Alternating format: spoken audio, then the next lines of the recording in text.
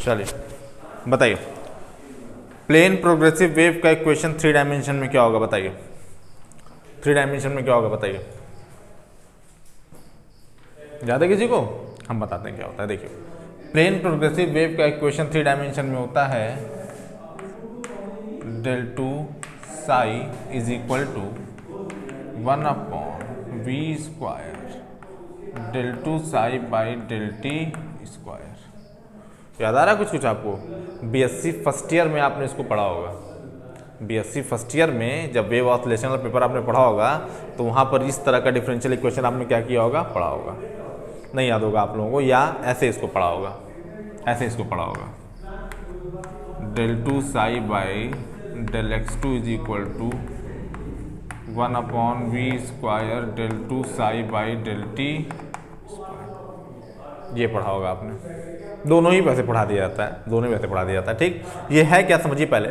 जैसे वेव होती है आपकी, वेव कितने तरह की होती है आपकी, आप ये बताइए पहले, वेव कितने तरह की होती है, वेव कितने तरह की होती है? ट्रांसवर्स और लॉन्गिट्यूडनल। चलिए और बताइए कितने तरह की होती है, और कितने तरह की वेव होती है, जान लीजिए आप। ध्यान से मेरी बात समझिए पहले, ध्यान से समझिए। देखिए, हमने आपसे पहले ही कहा था, पिछले टर्न पे कहा था कि इधर हम लोग लिखेंगे कम, समझेंगे ज़्यादा। ठीक है, जान लीजिए क्या होता है वेव। देखिए होता क्या, समझिए। जो वेव होता है बाबू, वो वेव दो तरह का होता है। कितने तरह का होता है? दो तरह का। दो तरह से वेव को क्लासिफाई करते हैं। एक होता है according to mode of propagation, according to mode of propagation. Mode of propagation का मतलब क्या? चलने की बेसिस पे। ठीक है ना। और एक होता है आपका अकॉर्डिंग टू मीडियम, मीडियम की बेसिस पे। ठीक है ना। According to mode of propagation, एक होता है अकॉर्डिंग टू मीडियम। तो मोड ऑफ प्रोपगेशन की बेसिस पे, चलने की बेसिस पे दो तरह की वेव होती है। इसको लिखेगा नहीं, बस सुनते रहिए। एक होता है हमारा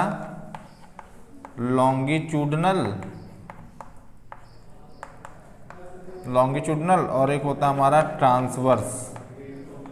क्या होता है बताइए? ट्रांसवर्स होता है। ठीक है ना। और मीडियम के हिसाब से कौन सा होता है? एक होता है हमारा इलेक्ट्रोमैग्नेटिक वेव्स और एक होता है हमारा मैकेनिकल वेव्स।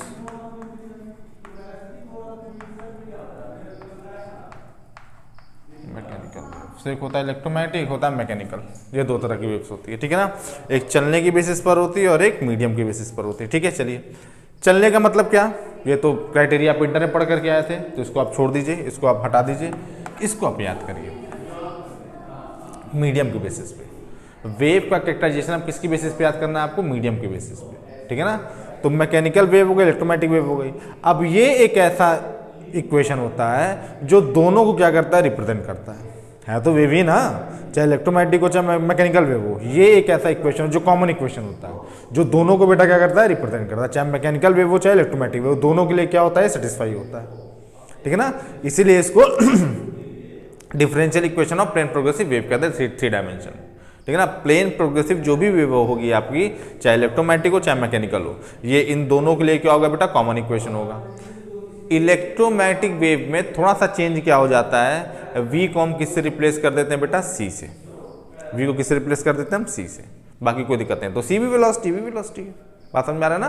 तो ये आपका क्या होता है? डिफरेंशियल इक्वेशन होता है प्लेन प्रोग्रेसिव वेव का। ठीक है। चलिए, समझ में आ रहा है कि नहीं आ रहा? चलिए ठीक है, मिटा देते हैं इसको। देखिए, चलिए इसको इक्वेशन कितना बना देंगे बाबू बताओ? इसको इक्वेशन बना देंगे हम 4। ठीक, कितना बना देंगे बाबू? 4। चलिए 4 बना दीजिए और लिखिए हियर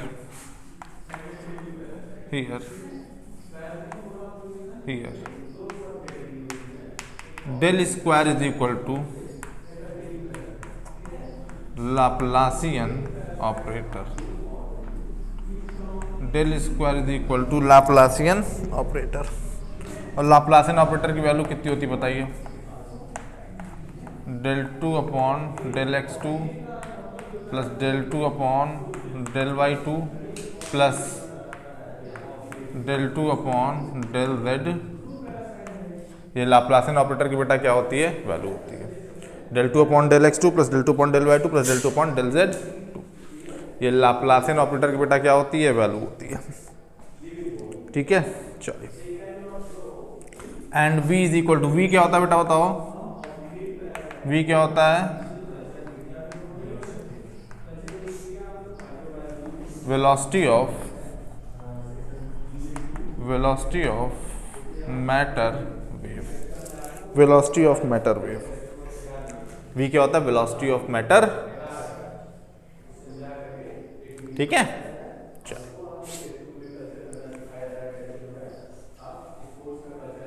अब लिखिए, using equation 3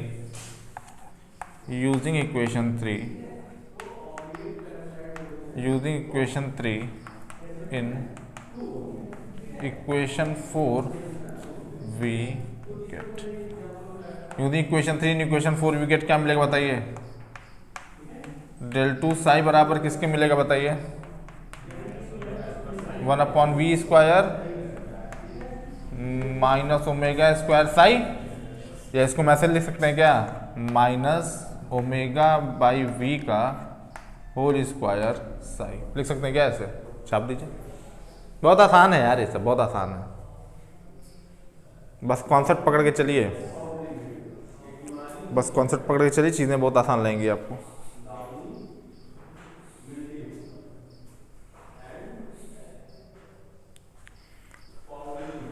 So this implies that del 2 psi plus omega by we का whole square psi is equal to किसके बताइए, 0 के।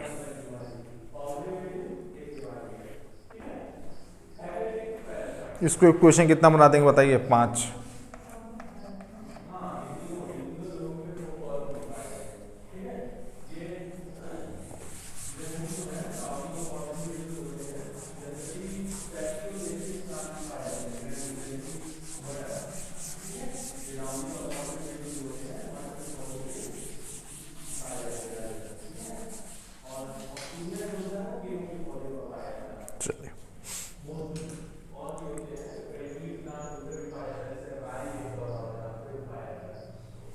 हो गया 5।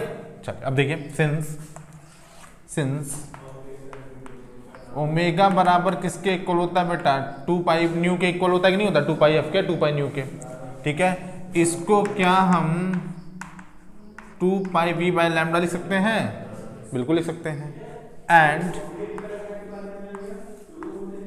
लैम्डा इज इक्वल टू कितना होता है, एच अपॉन एम वी के। तो अगर लैम्डा की वैल्यू इसमें रख दें, this implies that omega is equal to कितना हो गया, 2 pi V by H upon M V, मतलब कितना आ गया बताइए, 2 pi M V square by H, यही आया ना।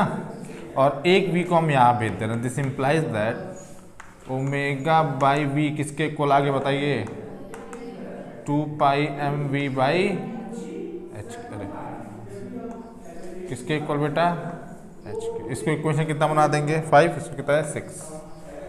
चलिए छाप दीजिए, कोई दिक्कत है, आसान है।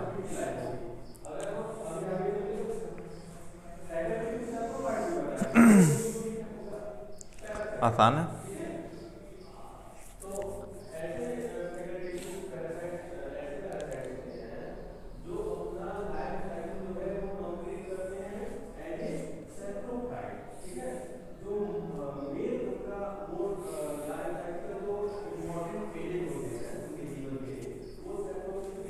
फिर लिखिए, using equation 6 in equation 5 we get, using equation 6 in equation 5 we get क्या मिलेगा बताइए, del 2 psi plus omega by we का होल स्क्वायर, मतलब कितना आ गया बताइए, 4 pi square m square v square by h square किसके बताइए, साई इज इक्वल टू किसके बताइए 0। ऐसे लिख सकते हैं, बिल्कुल लिख सकते हैं। ठीक है, चलिए थोड़ा सा इसको और मॉडिफाई कर देते हैं। This further implies that del 2 psi plus, इसको ऐसे लिख सकते हैं क्या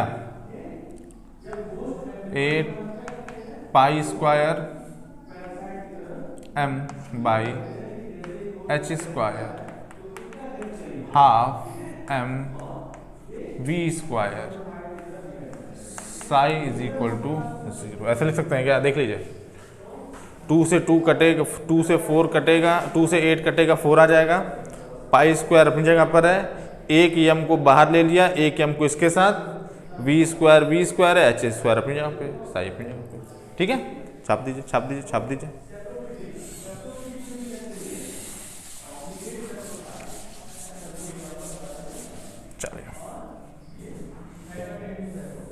चलिए इसको इक्वेशन कितना बना देंगे बेटा बताओ 7। चलिए फिर लिखिए सिंस टोटल एनर्जी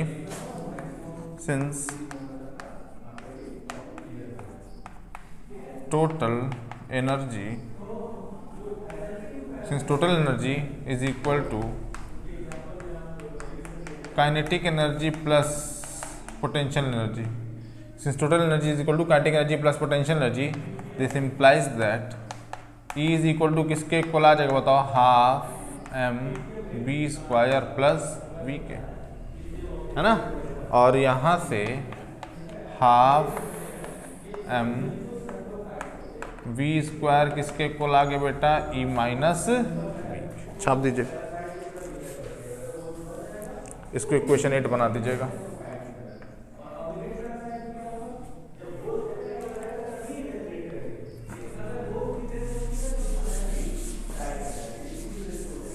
जल्दी करिए, फिर लिखिए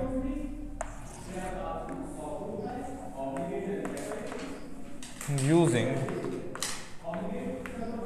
equation 8 in equation 7, using equation 8 in equation 7 v क्या मिलेगा बताइए, del 2 साई प्लस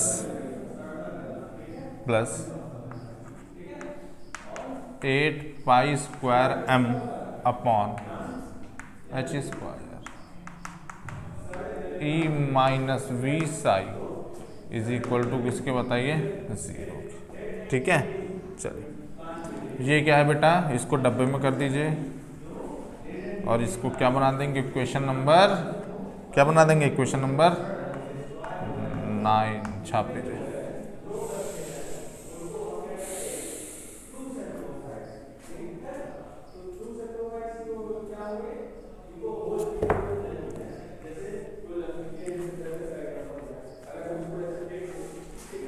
ठीक है, चलिए del 2 psi plus 8 pi square m upon h square e minus v psi is equal to 0। ये क्या हो गया, क्वेश्चन नंबर 9 हो गया। ठीक है, चलिए अब ये बताइए आप, शुरुआत हम लोगों ने कहाँ से की थी, शुरुआत हम लोगों ने किससे की थी, शुरुआत हम लोगों ने इस बात से की थी कि एनर्जी और साई क्या होता है। ठीक है ना, एनर्जी और साई को जो इक्वेशन एक साथ एसोसिएट करे वही क्या कहलाता है, श्रोडिंगर इक्वेशन कहलाता है। उसके लिए हम लोगों ने क्या किया था, एक वेव फंक्शन, हमने आपसे क्या बताया था, हमने आपसे बताया था कि बेटा हम लोग इसको प्रूफ करते समय उल्टा चलते हैं। उल्टा क्या चलते हैं, तरीका क्या है, इक्वेशन से आप क्या पाइए, सोल्यूशन पाइए। हम लोग यहाँ क्या कर रहे हैं, सोल्यूशन से क्या खोज रहे थे, इक्वेशन। तो सोल्यूशन इसका क्या है, वेव फंक्शन। जब भी आप श्रोडिंगर इक्वेशन को सॉल्व करते हैं तो ये किस में है, साई में है ना, तो इसका सोल्यूशन क्या देता है, साई देता है। पर क्योंकि आप वेव फंक्शन, आप श्रोडिंगर इक्वेशन को प्रूफ कर नहीं सकते, वेरीफाई करना होता है, तो हम लोग उल्टा अप्रोच लगाए थे। उल्टा अप्रोच क्या लगाए थे, हम लोग इक्वेशन से किसी तरफ गए थे, सोल्यूशन से किसी तरफ गए थे, इक्वेशन की तरफ। तो हम लोगों ने पहले एक प्लेन प्रोग्रेसिव वेव का इक्वेशन माना था। ठीक है, अपनी जरूरत के हिसाब से, अपनी जरूरत क्या थी, वो कैसा होना चाहिए बेटा, टाइम इंडिपेंडेंट होना चाहिए। तो टाइम इंडिपेंडेंट के लिए क्या था, पोजीशन का वेरिएशन बेटा अलग था, टाइम वाला क्या था, अलग था, वो हमने आपको समझा दिया था। उसके बाद आपने क्या किया, उसके बाद आपने कुछ मैथमेटिक्स की, डिफरेंशिएट इंटीग्रेट जो भी तामझाम किया। उसके बाद आपको फाइनली एक इक्वेशन मिला जिसमें एनर्जी और साई देखिए एक साथ है। और देखिए यही हमारा मोटिव था, हमको ऐसा इक्वेशन चाहिए था जिसमें एनर्जी और साई क्या हो जाए, हमारे एक साथ हो जाए। और उसी इक्वेशन को बेटा हम क्या कहते हैं, श्रोडिंगर वेव इक्वेशन। बात समझ आ रहा ना। और इस श्रोडिंगर वेव इक्वेशन की हेल्प से हम करेंगे क्या, हम इसी वेव फंक्शन को बेटा क्या करते हैं, कैलकुलेट करते हैं। ठीक है, चलिए आगे लिखिए लिखिए लिखिए लिखिए। This is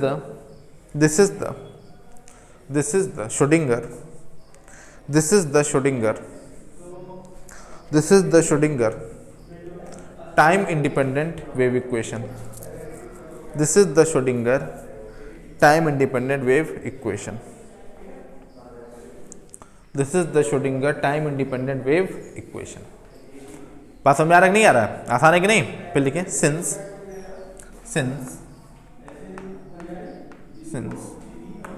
h is equal to किसके इक्वल होता है बेटा, h अपॉन 2 पाई के। h cross is equal to किसके इक्वल होता है, h अपॉन 2 पाई के। तो यहां से देखिए दिस इंप्लाइज दैट क्या हो जाएगा आपका डेल टू साई प्लस। अब देखिए अब देखिए मेरे बात ध्यान समझिएगा, एच स्क्वायर यहाँ पे है ना, यहाँ पे 8 पाई स्क्वायर है। इसको जब आप नीचे कर देंगे ऐसे, इसको जब आप नीचे कर देंगे, देखिए समझिए पहले आप 8 pi square by h square है ना, क्या इसको हम 2 बाई एच बाई 2 पाई का होल स्क्वायर नहीं लिख सकते हैं क्या, लिख सकते हैं ना भैया, ऊपर जाके ये हो जाएगा ये। तो यहाँ पे देखिए 8 पाई स्क्वायर m है, तो इसको हम ऐसे लिख दे रहे हैं 2m, ठीक है ना। और h बाई 2 पाई का होल स्क्वायर क्या होता है, h क्रॉस स्क्वायर। तो यहाँ पे कितना आ जाएगा आपका h क्रॉस स्क्वायर, और क्या बचेगा आपका बताइए, e minus v psi is equal to किसको बताइए, छाप दीजिए। मुश्किल है क्या, आसान है।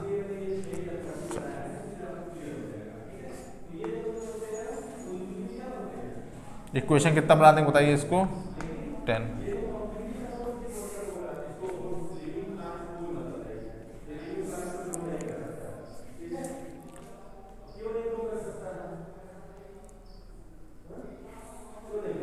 लिखिए for a free particle for a free particle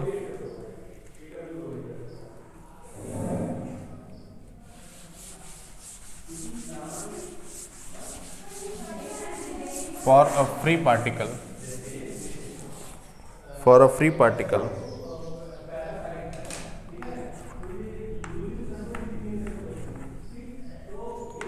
for a free particle v is equal to क्या हो जाता है बेटा 0 and this implies that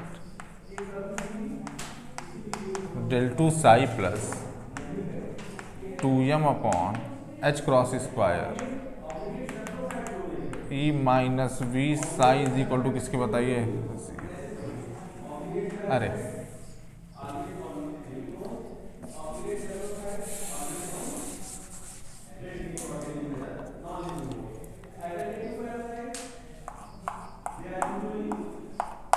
del 2 psi by 2me upon h cross square psi is equal to किसके बताइए, equation कितना बना देंगे बताइए इसको 11।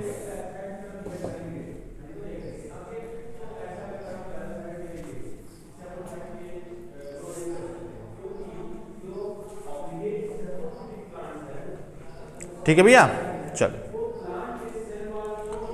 अब समझिए, देखिए है क्या, समझिए पहली बात तो ये, जितने लोग आज लिखे हैं पूरा रिवाइज कर डालिए। तो जितने लोग की कॉपी में कंप्लीट है पहले पूरा रिवाइज कर डालिए। तो जितना आज आपने लिखा है पूरा रिवाइज, जितना आज क्या मतलब टोटल पूरा पहले रिवाइज कर डालिए, टोटल पहले पूरा रिवाइज कर डालिए। तुम आगे आ जाओ जी, अर्जुन क्या नाम है तुम्हारा, तुम आगे आ जाओ, बताएं तुम आगे आ जाओ, इस पे बैठो। तुम अपनी कॉपी दे देना बेटा, तो जरा तुम अपनी कॉपी दे देना, दोनों लोग जरा रिवाइज करो पहले तो टाइम इंडिपेंडेंट श्रोडिंगर इक्वेशन। तुम बगल वाले से देख लो बेटा, दोनों लोग रिवाइज करो जरा पूरा। पहले देखिए कहाँ से हमने इक्वेशन नंबर 1 से देखिए, इक्वेशन नंबर 1 से कैसे स्टार्ट हुआ था, कैसे कैसे क्या क्या चले हम लोग, फिर आपको एक बार समराइज करके सब समझा देते हैं। बहुत इंपॉर्टेंट है ये, एक बार पहले समराइज करिए 2 मिनट के अंदर। क्या हुआ, कोई दिक्कत है क्या, गलत दिखी क्या, ये मारे इसको, कुछ गलत दिखी क्या,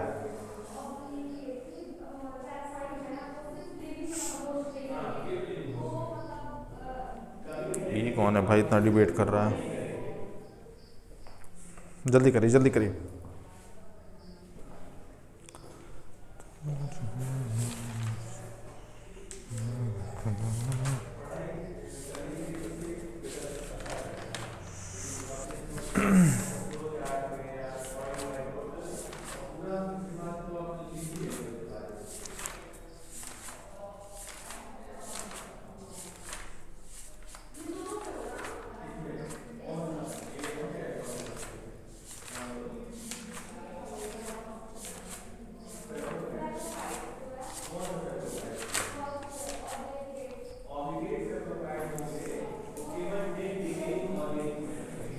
क्या हुआ? हो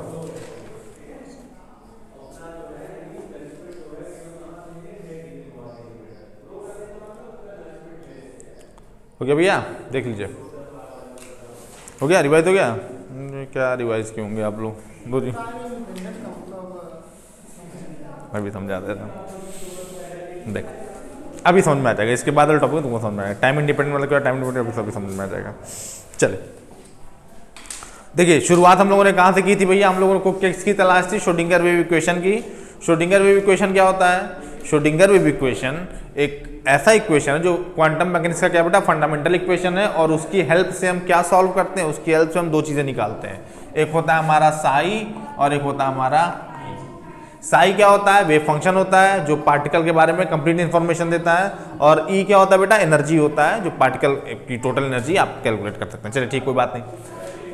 आपने क्या किया था? आपने कहा कि श्रोडिंगर इक्वेशन हमारा दो तरह का होता है, एक टाइम डिपेंडेंट होता है, एक टाइम इंडिपेंडेंट होता है। तो जो टाइम इंडिपेंडेंट होता है उसके लिए आपने वेव फंक्शन क्या माना था? अभी शुरुआत में इक्वेशन नंबर 1, इसमें क्या था? इक्वेशन नंबर 1 था psi is equal to psi naught r e to the power minus I omega t. ठीक है ना? अब आप ये बताइए, पोजीशन और टाइम दोनों अलग अलग हैं कि नहीं इसमें? तो कैसे हो गया? Time independent. और टाइम डिपेंडेंट होता तो पोजीशन और टाइम क्या होता? एक साथ होता। वैसे ही होता है अंतर बेटा, ठीक है ना? टाइम इंडिपेंडेंट का मतलब क्या होता है? पोजीशन और टाइम अलग अलग। टाइम डिपेंडेंट का मतलब क्या होता है? पोजीशन और टाइम आपका एक साथ। देखिए, टाइम का वेरिएशन अलग है, आर का वेरिएशन क्या है बेटा? अलग है। वेव का भाई, वेव देखो, वेव जो होता है वो किसका फंक्शन होता है? आर कॉमा टी का फंक्शन होता है ना, पोजीशन और टाइम का फंक्शन होता है। अगर पोजीशन और टाइम आपके अलग अलग वेरी कर रहे हैं, मतलब देखिए इसका वेरिएशन अलग, इसका वेरिएशन अलग, तो टाइम इंडिपेंडेंट हो गया। अब अगर इसी को हम ऐसे लिख दें, A E to the power minus I omega T minus K dot R, तो देखो इसमें पोजीशन और टाइम एक साथ वेरी कर रहा है, करा ना? तो ये क्या हो गया? आपका टाइम डिपेंडेंट हो गया, और ये क्या हो गया? Time independent. अब समझे बेटा, पोजीशन और टाइम का वेरिएशन जब एक साथ होगा तो टाइम डिपेंडेंट, जब अलग अलग होगा तो टाइम इंडिपेंडेंट। क्लियर भाई? चलिए, तो हम लोगों ने ये वाला केस पढ़ा था, ये वाला केस बाद में पढ़ेंगे, अभी इसके बाद पढ़ेंगे, ठीक है? चलिए, इसको मान करके हम लोग चल रहे थे, ठीक? डिफरेंशिएट किए, प्लेन प्रोग्रेसिव वेव का इक्वेशन लगाए, मैथमेटिक्स के तामझाम किए, और ये हमको इक्वेशन नंबर 9 क्या हो गया? मिल गया। इक्वेशन नंबर 9 में ई और साई एक साथ क्या हो गया? एसोसिएट हो गया। इसी को हम क्या कहते हैं? श्रोडिंगर वेव इक्वेशन कहते हैं। चलिए ठीक है, यहां तक की तो सब मैथमेटिक्स ही आप समझ गए होंगे। चलिए अब देखिए, एक बहुत इंटरेस्टिंग कॉन्सेप्ट होता है बेटा फ्री पार्टिकल का। What is free particle? Free particle क्या होता है? तो फ्री पार्टिकल के लिए v इज इक्वल टू क्या है बेटा? 0 है, और v क्या होता है आपका? Potential energy. तो पोटेंशियल एनर्जी क्या होती है? किसी पार्टिकल की पोटेंशियल एनर्जी क्या होती है बताइए? mgh होती है। चलिए यही याद है बस, mgh। तो mgh क्या होता है? mgh का मतलब क्या होता है? वो तो जब किसी हाइट पर रखते हैं तब ना mgh होता है, उसके अलावा पोटेंशियल एनर्जी भी का भी और फॉर्मूला होता है। पोटेंशियल एनर्जी बराबर आप हाफ kx² भी पढ़े होंगे, kx² पढ़ा होगा आपने इलास्टिसिटी में। चलिए अब बताइए, अलग अलग सिस्टम के लिए अलग अलग पोटेंशियल एनर्जी हो जाती है, अलग अलग सिस्टम के लिए पोटेंशियल एनर्जी हो जाती है। जैसे चार्ज का सिस्टम है तो क्या हो जाएगा? k3/r हो जाएगा, है कि नहीं? चलिए k3/r नहीं, k(q1)(q2)/r हो जाएगा। r² नहीं होगा, r² होगा तो फील्ड हो जाएगी, वो r होगा तभी पोटेंशियल होगा। ठीक है। अब पोटेंशियल एनर्जी अगर है तो Q1 Q2 बाई आर हो जाएगा। अलग अलग सिस्टम के लिए अलग अलग होता है पोटेंशियल एनर्जी। क्या होता है पोटेंशियल एनर्जी बताइए?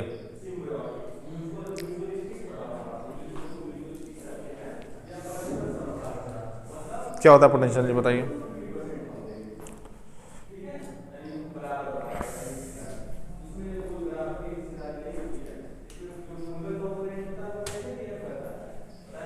क्या होता है बताइए?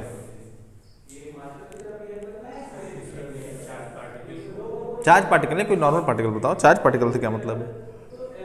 पोटेंशियल कैसे डिफाइन करते हैं? देखिए दो तरह की एनर्जी होती है, एक होती है काइनेटिक एनर्जी और एक होती है पोटेंशियल एनर्जी। तो अगर बॉडी आपकी मोशन में है तो मोशन की वजह से बॉडी में जो एनर्जी है वो क्या कहलाती है? हमारी काइनेटिक एनर्जी। और अगर बॉडी किसी पोजीशन पर है, किसी पर्टिकुलर पोजीशन पर है और उस पोजीशन की वजह से बॉडी में कोई एनर्जी है तो उसको हम क्या कहते हैं बेटा? Potential energy. ठीक है ना। पर एक और बात होता है, जो पोटेंशियल एनर्जी होता है वो सिर्फ पोजीशन पे डिपेंड नहीं करता, वो और किस पे डिपेंड करता है? वो इस बात पे भी डिपेंड करता है कि उस पर्टिकुलर पोजीशन में पार्टिकल और किन पार्टिकल के साथ इंटरेक्शन में है। बात समझिएगा। पोटेंशियल एनर्जी सिर्फ इस बात पे डिपेंड नहीं करती कि पार्टिकल का पोजीशन क्या है, इस बात पे डिपेंड करते हैं कि उस पर्टिकुलर पोजीशन में पार्टिकल ऑन और किन पार्टिकल के साथ, जैसे हम आप बैठे हुए हैं, ठीक है ना। आप अगर एक साथ बैठे हुए, हम आप बैठे हुए हैं तो हमारी आपकी पोटेंशियल एनर्जी है, हमारी आपकी पोटेंशियल एनर्जी है किस वजह से? हमारी आपकी पोजीशन की वजह से है जहाँ पर हम आप बैठे हुए हैं। पर हमारी पोटेंशियल एनर्जी इस बात पे भी डिसाइड करेगी कि हमारा आपका इंटरेक्शन कैसा है या हम कितने लोगों के साथ इंटरेक्शन में हैं। ठीक है ना। तो इंटरेक्शन पे भी बेटा पोटेंशियल एनर्जी क्या करती है आपकी? डिफाइन, मतलब डिपेंड करती है, इंटरेक्शन पे भी डिपेंड करती है। ठीक है। ये और बात है कि हमारे आपके बीच का जो इंटरेक्शन है वो उतना कारगर नहीं है कि हम आप फील कर सकें, है ना। जैसे आपको पता है कि भाई हम लोग मैसिव पार्टिकल हैं, तो जब मैसिव पार्टिकल हैं तो मैसिव पार्टिकल के लिए जो जी की वैल्यू होती है, जो न्यूटन का लॉ होता है, जी की वैल्यू कितनी होती है? 6.67 × 10⁻⁻11। और ये इतना छोटा होता है कि हम आप आपस का इंटरेक्शन फील नहीं कर सकते। अगर ये बड़ा, ये +11 हो जाता तो हम आप एक दूसरे से चिपक जाते और पूरी दुनिया का फॉर्मेशन ही नहीं हो पाता, दुनिया बन ही नहीं पाती। मास अलग अलग डिस्ट्रीब्यूशन क्यों पॉसिबल हो पाया? क्योंकि इसकी वैल्यू क्या थी? -11 थी। अगर ये +11 होता तो चिपके रहते हम लोग एक दूसरे से, दुनिया का फॉर्मेशन ही नहीं हो पाता, सब कुछ एक पॉइंट पे आकर के जमा रहता। जैसे जिसको बिग बैंग कहते हैं, बिग बैंग में हुआ था ना, बिग बैंग में सब पूरा एक, हम जो भी आप पूरा मैटर देख रहे हैं वो पहले एक पॉइंट पे कंसंट्रेटेड था और फिर इस पॉइंट में धीरे धीरे हम आप उछलना कूदना शुरू किए तो धीरे धीरे फिर फटा, बिग बैंग हुआ, मतलब विस्फोट हुआ खूब बड़ा था। और धीरे धीरे फिर यूनिवर्स का फॉर्मेशन होते है। अभी भी यूनिवर्स हमारी एक्सपैंड कर रही है। आपने देखा होगा कि इरिवर्सिबल प्रोसेस, जब एंट्रोपी निकालते हैं हम तो पॉजिटिव आती है। पॉजिटिव मतलब क्या?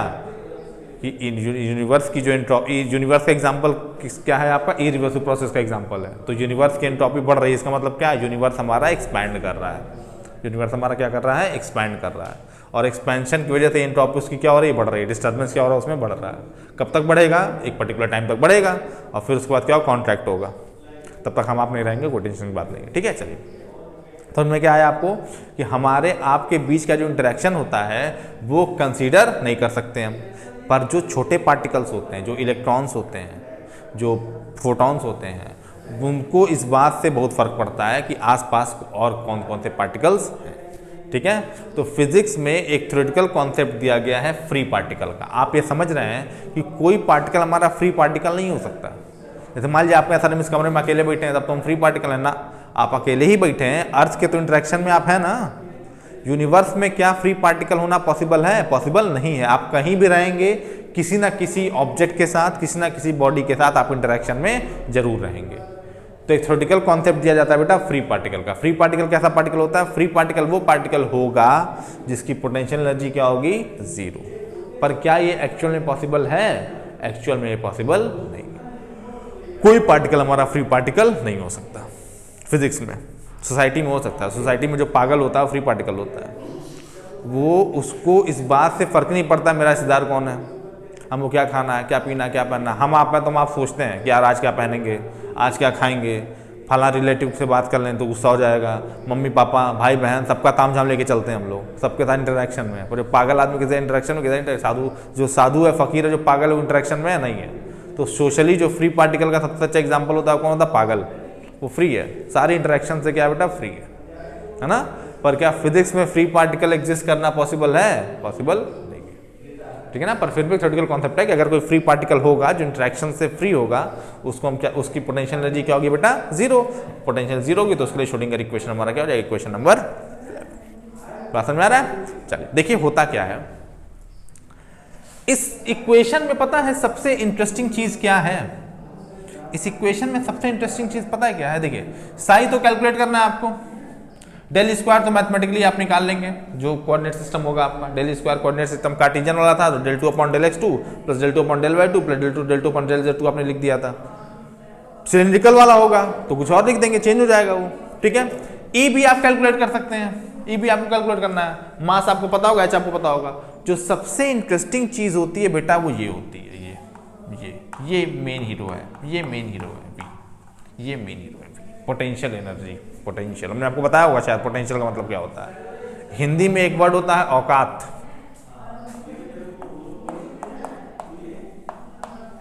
औकात हिंदी में एक वर्ड होता है औकात। जैसे जब पुरानी फिल्में आप देखे, नहीं देखे पुरानी फिल्में आप देखे होंगे। पुरानी फिल्मों में क्या होता था, लड़की अक्सर अमीर होती थी, लड़का बहुत गरीब होता था, है ना। होता था ना कि नहीं होता था? तो लड़का जो है लड़की घर पे जाता था उसके बाप से रिश्ता मांगने, लड़की के बाप अक्सर विलन होते थे पिक्चर में।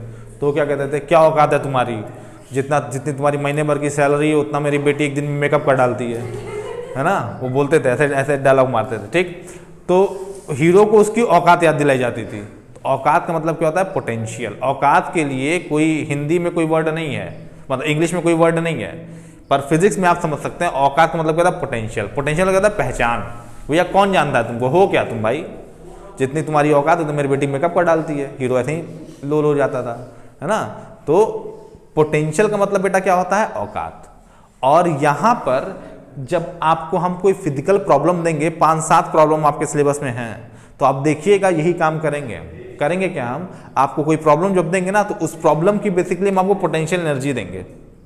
उस पोटेंशियल एनर्जी को रख करके आप इसमें क्या करेंगे? सॉल्व करेंगे। और प्रॉब्लम की पोटेंशियल एनर्जी से ही प्रॉब्लम को आप पहचानेंगे। मतलब किसी प्रॉब्लम की पहचान क्या होगी? उसकी पोटेंशियल एनर्जी। औकात वाली बात जो है, पहचान, आइडेंटिटी, है ना।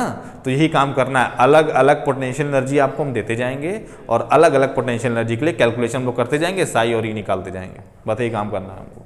और पार्टिकल की प्रॉब्लम की पहचान किससे होगी? उसकी पोटेंशियल एनर्जी से। तो पोटेंशियल आप कहते हैं इस लड़के में बड़ा पोटेंशियल है, बहुत तेज है, बहुत पोटेंशियल। पोटेंशियल मतलब क्या होता है? पहचान, उसकी आइडेंटिटी है कि वो तेज है, वो दूर तक जाएगा, लंबी रेस का घोड़ा है। तो पोटेंशियल मतलब क्या होता है? आइडेंटिटी, पहचान। बात समझ में आ रहा है? पोटेंशियल एनर्जी जो है पार्टिकल के आइडेंटिटी को बताती है कि पार्टिकल कैसा हमारा। फ्री पार्टिकल रहेगा, v = 0 हो जाएगा, है ना। और भी सिस्टम के लिए v = 0 हो जाता है। जैसे और कहाँ v = 0 होता है? और कहाँ v = 0 हो जाता है? और कहाँ v = 0 होता है? और भी v = 0 होता है, बताएंगे हम कहाँ होता है। हाँ, आप डिफाइन करते, मान लो कोई ऐसा पार्टिकल आपने डिफाइन कर दिया जो जिसकी डब्बे के अंदर पोटेंशियल एनर्जी 0, जैसे मान लीजिए कि ये डब्बा, ये कमरा है, ठीक है ना। इस कमरे में हमने मान लिया कि आप फ्री पार्टिकल है, मतलब इस कमरे में अगर आप एग्जिस्ट कर रहे हैं तो आप एज अ फ्री पार्टिकल है, तो आपकी पोटेंशियल एनर्जी क्या हो जाएगी? 0 हो जाएगी।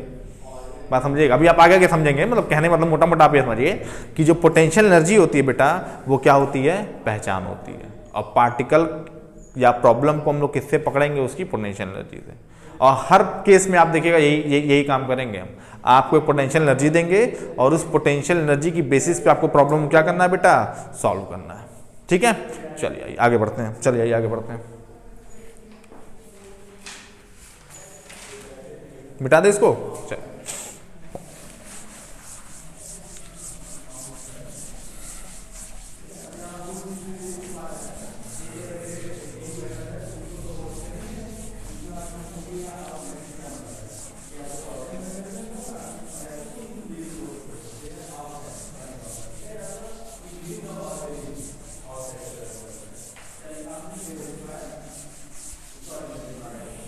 चलिए।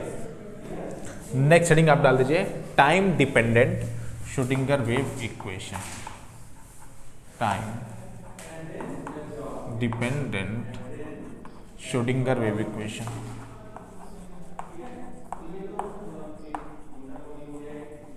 Schrodinger wave equation.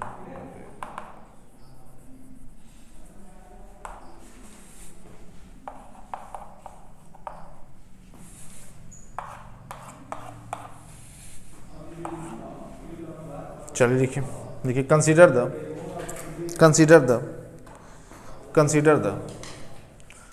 The wave function of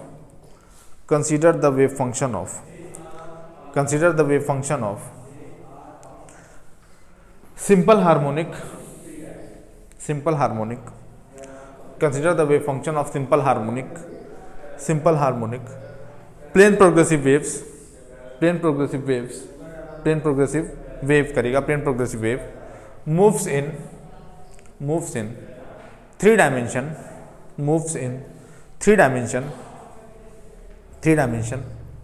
then we have moves in three dimension then we have क्या मिलेगा बताइए,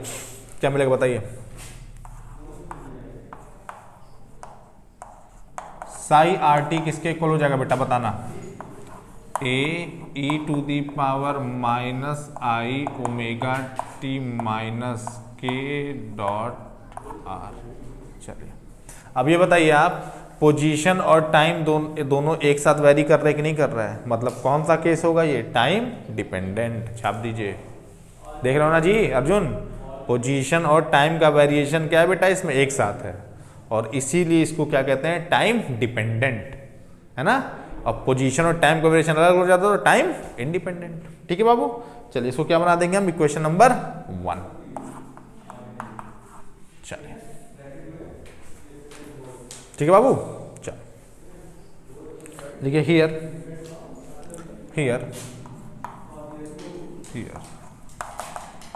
a is equal to constant, here a is equal to constant. a क्या है तुम्हारा, कांस्टेंट है। आई स्क्वायर क्या है, -1 है, ठीक है ना। ओमेगा क्या होता है बाबू, ओमेगा क्या होता है जी, लकड़ी, एंगुलर फ्रीक्वेंसी, एंगुलर वेलोसिटी, एक ही चीज होती है, बड़े टैलेंटेड हो गए आप लोग। और के क्या होता है बेटा, के क्या होता है बताइए, बताइए। वेव प्रोपगेशन कांस्टेंट, क्या कहते हैं इसको, वेव प्रोपगेशन वेक्टर या वेव प्रोपगेशन कांस्टेंट।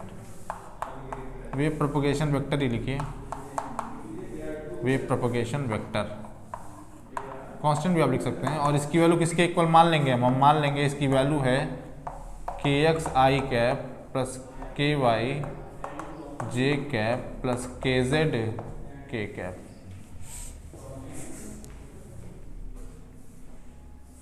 ठीक है ना। आर क्या होता है बताइए, व्हाट इज आर, आर को क्या कहते हैं हम, पोजीशन वेक्टर। पोजीशन वेक्टर किसके इक्वल होता है बताइए,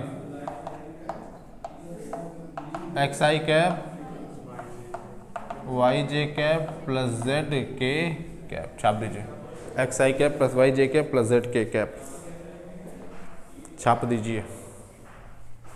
ठीक है बाबू, चलो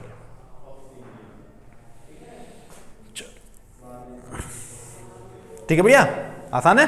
चलिए फिर लिखिए if motion is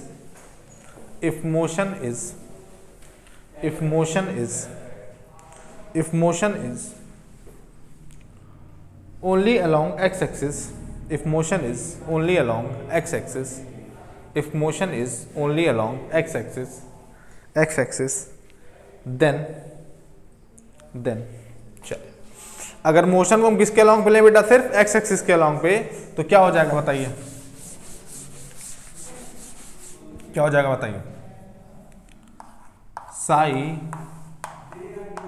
x comma T किसके इक्वल हो जाएगा बताइए, A E to the power minus I omega T minus कितना हो जाएगा बताइए, देखिए समझिए पहले, के डॉट आर करना है आपको ना, और एक्स एक्सिस के अलॉन्ग पे करना है, मतलब ये दोनों से कोई मतलब रह नहीं गया, ठीक है ना। और के डॉट आर करेंगे हम तो के एक्स मल्टीप्लाइड बाई एक्स, और आई डॉट आई किसके इक्वल होता है 1 के, तो क्या हो गया बेटा के एक्स एक्स। छाप दीजिए, बस समझ में आ रहा है ना भाई, आई डॉट आई क्या होता है 1 होता है, पता है आप लोग को नहीं पता है, -1 होता है।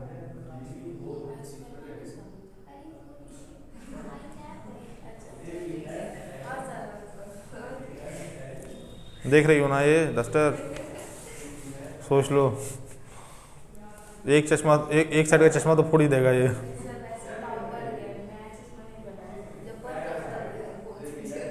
पुराना वाला है ना ये, पुराना फोड़ ही सकते हैं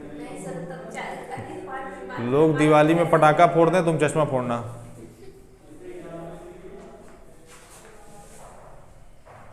ठीक है बाबू, चलिए आसान है, मुश्किल है क्या?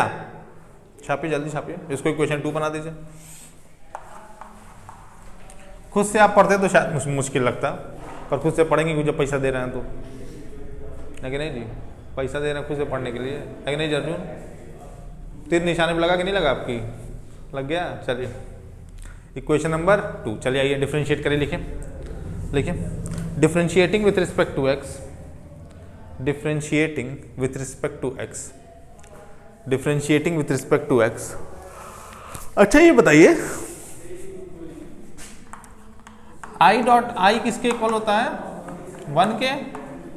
आई क्रॉस जे, जे किसके इक्वल होता है? आई क्रॉस जे किसके इक्वल होता है? के। ठीक है। और ये बताइए, मान लीजिए कोई दो वेक्टर है ए डॉट बी और ए क्रॉस बी, दोनों का डॉट प्रोडक्ट और क्रॉस प्रोडक्ट आपस में बराबर कब होगा? दोनों का डॉट प्रोडक्ट और क्रॉस प्रोडक्ट आपस में बराबर कब होगा?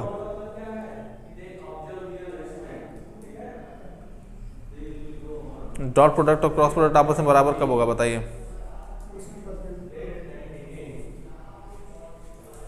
भाई दो वेक्टर है, क्रॉस प्रोडक्ट आपस में बराबर कब होगा? बराबर तो होगा। बराबर क्या होगा? 0 की बात ही नहीं, बराबर कब होगा? वो तो एक्सट्रीम कंडीशन हो गया, वो तो हम बताए थे। बराबर कब होगा? अरे सिंपल है भाई,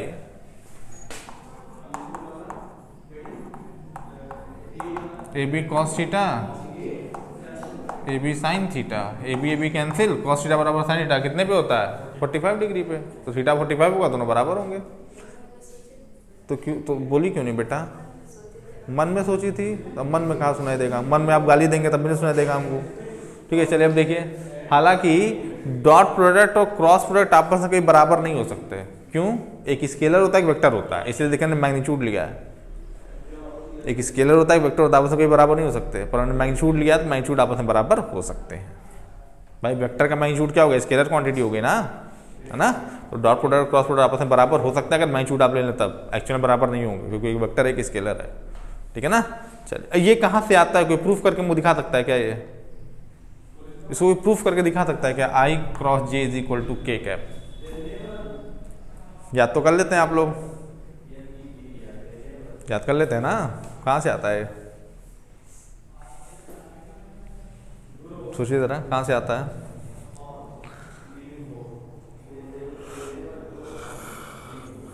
अच्छा, और ये दोनों एक साथ 0 कब होगा? डॉट प्रोडक्ट क्रॉस प्रोडक्ट दोनों एक साथ 0 कब होगा? सही बोले थे जो पहला ऑप्शन था, दोनों नल वेक्टर हो जाए, दोनों में से कोई एक नल वेक्टर हो जाए। भाई दोनों में से कोई एक 0 वेक्टर हो जाए या दोनों 0 वेक्टर हो जाए। ठीक है चलिए, खैर ये कब होगा बताइए? प्रूफ कर लेंगे आप लोग इसको? चलिए हम देखते हैं कैसे होगा। देखिए 3 एक्सिस लीजिए आप, x y z। x की वैल्यू i कैप, y हमारा j कैप, z हमारा k कैप, यही ना होता है? ठीक है ना? देखिए जब आप a क्रॉस b लिखते हैं बेटा, क्या लिखते हैं हम? a cross b। तो a क्रॉस b की वैल्यू कितनी होती है? A b sine theta n cap. n cap क्या होता है? n कैप वो यूनिट वेक्टर होता है जो a और b की प्लेन के क्या होता है? परपेंडिकुलर होता है ना? n कैप क्या होता है? n कैप वो यूनिट वेक्टर होता है जो a और b की प्लेन क्या होता है? परपेंडिकुलर होता है। अब देखिए, और यूनिट वेक्टर लगाने से फायदा क्या होता है? यूनिट वेक्टर का फायदा क्या है? मान लीजिए किसी वेक्टर को, किसी स्केलर को आपको वेक्टर में कन्वर्ट करना, मान लीजिए a को आपको क्या करना है? वेक्टर में कन्वर्ट करना है। तो आप क्या करेंगे इसमें, मान लीजिए ए कोई स्केलर क्वांटिटी, इसको आप वेक्टर में कन्वर्ट करना, तो आप क्या करेंगे, मान लीजिए आपने बी से मल्टीप्लाई कर दिया, तो अब इसका मैग्नीट्यूड ए डॉट बी हो गया ना। तो देखिए ए का मैग्नीट्यूड क्या हो गया, चेंज हो गया। ए का मैग्नीट्यूड बिना चेंज किए अगर वेक्टर में कन्वर्ट करना है हमको, तो हमको एक ऐसा वेक्टर चाहिए जिसका मैग्नीट्यूड कितना हो, 1 हो। और वही वेक्टर क्या होता है, हमारा यूनिट वेक्टर होता है। यूनिट वेक्टर का फायदा ये होता है कि किसी क्वांटिटी को आप बिना उसका मैग्नीट्यूड चेंज किए वेक्टर में क्या कर सकते हैं, कन्वर्ट कर सकते हैं। किसी स्केलर को आप वेक्टर में क्या करते हैं, कन्वर्ट करते हैं बिना उसका मैग्नीट्यूड चेंज किए हुए। ठीक है, चलिए ये लॉजिक यहाँ पे लगाइए। अब देखिए ए क्रॉस बी लेके चल रहे हैं हम ना, ए क्रॉस बी। ए क्रॉस बी का मतलब क्या, यहाँ पे देखिए दो वेक्टर हैं आई क्रॉस जे, ठीक है ना। तो आई और जे का जब मैग्नीट्यूड लेंगे तो आई कैप जे कैप साइन थीटा, आई और जे के बीच में एंगल कितने का, 90 का, तो साइन 90। और ए और बी के परपेंडिकुलर डायरेक्शन में यूनिट वेक्टर क्या है, के है, कितना हो गया यहाँ पे, के कैप। आई और जे का मैग्नीट्यूड किसके इक्वल होता है, 1 के। साइन 90 क्या होता है, 1 मल्टीप्लाइड बाय 1 मल्टीप्लाइड बाय 1 क्या हो गया, 1। तो आई क्रॉस जे किसके इक्वल हो गया, आई कैप क्रॉस जे कैप किसके इक्वल हो गया, के कैप। यही था, ऐसे निकालते हैं। ठीक है, चलिए खैर, चलिए खेलते कूदते कहाँ तक पहुँच गया, तो बिठा दे भैया, चल बिठा दे रहे इसको, बिठा दे इसको, चल।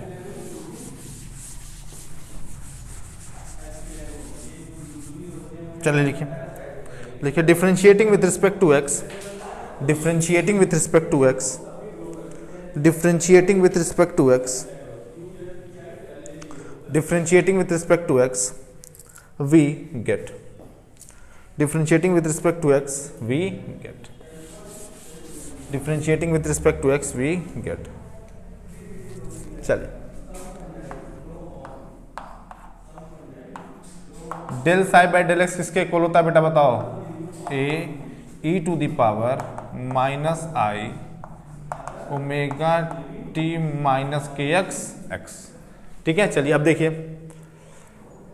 अब इसको आप डिफरेंशिएट करिए e के रिस्पेक्ट में, तो e का तो e ही हो गया।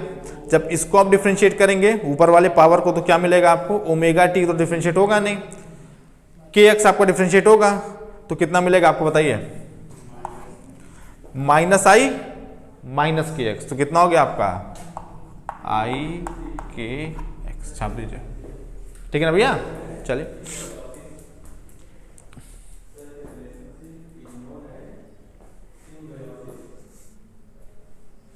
फिर लिखिए अगेन डिफरेंशिएटिंग, फिर लिखिए again differentiating, again differentiating we get, again differentiating we get, again differentiating we get. दोबारा डिफरेंशिएट करने पे क्या मिलेगा बेटा, बताओ क्या मिलेगा हमको, बताइए, del two psi by del x two किसके इक्वल आ जाएगा बताइए, वही आई के एक्स का whole square, a E to the power minus I omega T minus k x. ठीक है, चलिए तो बेसिकली मिलेगा क्या हमको बताइए, हमको मिल जाएगा यहाँ पे, दिस इम्प्लाइज दैट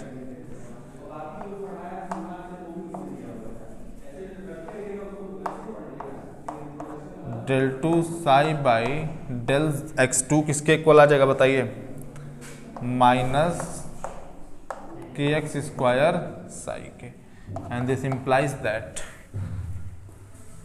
रहने देते हैं ऐसे ही रहने देते हैं इसको। चलिए लिख लीजिए पहले इतना,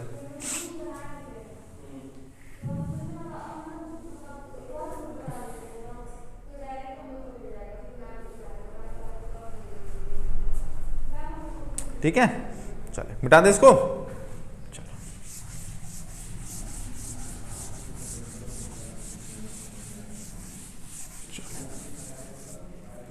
अब लिखिए, लिखिए सिंस के एक्स इज इक्वल टू किसके इक्वल होता है बेटा, 2 पाई बाय लैम्डा के ना, के एक्स इज इक्वल टू किसके, 2 पाई बाय लैम्डा के, और लैम्डा बराबर किसके इक्वल होता है, लैम्डा हमारा होता है, and lambda is equal to हमारा होता है h अपॉन पी एक्स के। ठीक है ना, देखिए डी ब्रॉगली है ना, यहाँ से के एक्स बराबर किसके इक्वल आ जाएगा, यहाँ से के एक्स बराबर आपका आ जाएगा 2 पाई एच इंटू पी एक्स के, ठीक है ना। और आप ये बताइए इसको क्या हम ऐसे लिख सकते हैं क्या, पी एक्स एच अपॉन 2 पाई, और एच अपॉन 2 पाई को क्या हम एच क्रॉस लिख सकते हैं क्या, जी हाँ लिख सकते हैं, छाप दीजिए।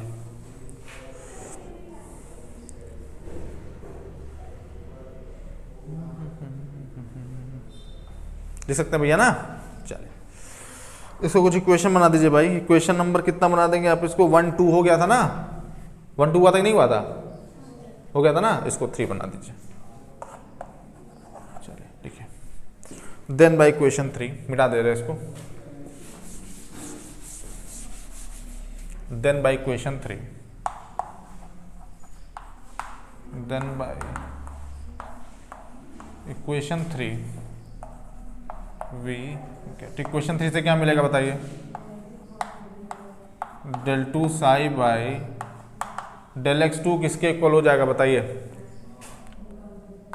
Minus P X square by H cross square Sai, ठीक है। चलिए थोड़ा सा इसको और मॉडिफाई कर दे रहे हैं हम, इसको ऐसे लिख सकते हैं क्या हम, minus H cross square del 2 psi by del x2 P X square Sai के, ऐसे लिख सकते हैं क्या हम, देख लीजिए है ना। थोड़ा सा इसको और मॉडिफाई कर देते हैं, minus H cross square by 2m del 2 psi by del x2 is equal to P X square by 2m psi के। चलिए लिख डालिए, देखिए this is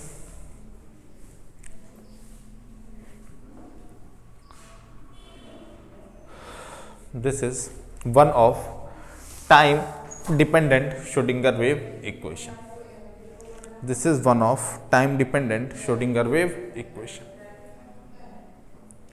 this is one of time dependent Schrodinger wave equation।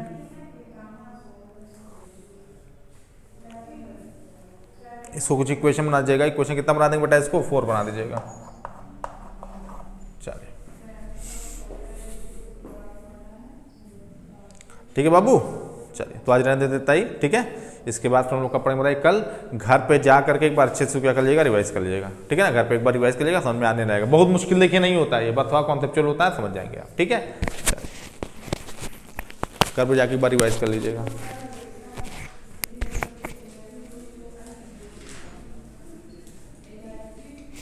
क्या हुआ,